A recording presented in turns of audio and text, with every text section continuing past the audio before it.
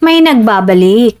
Luis Manzano, balik sa Pinoy Big Brother bilang host matapos ang mahigit isang dekada. Matapos ang mahigit 10 taon, muling babalik si Luis Manzano sa loob ng bahay ni Kuya, hindi bilang housemate, kundi bilang host ng pinakabagong season ng Pinoy Big Brother Celebrity Collab Edition 2. Kumpirmado na ang pagbabalik ni Luis sa isa sa pinakapinag-uusapang reality shows ng bansa. Bagay na ikinatuwa ng mga long-time PBB fans.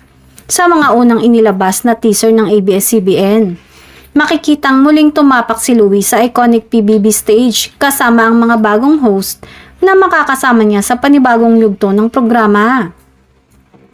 Si Luis ay isa sa mga original host ng Pinoy Big Brother mula pa noong 2005, kung saan nagsimula siya bilang kapalit ni Willie Revillame.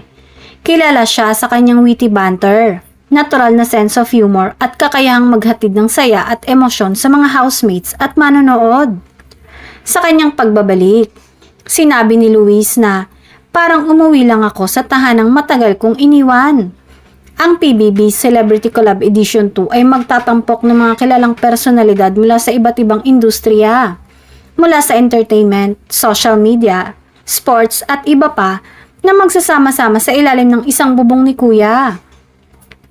Ayon sa mga insider, layunin ng bagong season na ipakita ang collaboration over competition, kung saan susubukan ng mga celebrity housemates na magtulungan sa halip na magbanggaan, habang ibinabahagi ang kani-kanilang kwento at advocacies. Muling napatunayan na si Luis Manzano ay isa sa mga pinakamaaasahang host ng Kapamilya Network, at ngayon, handa siyang muling magbigay ng ngiti, tawa at puso sa paboritong reality show ng bayan.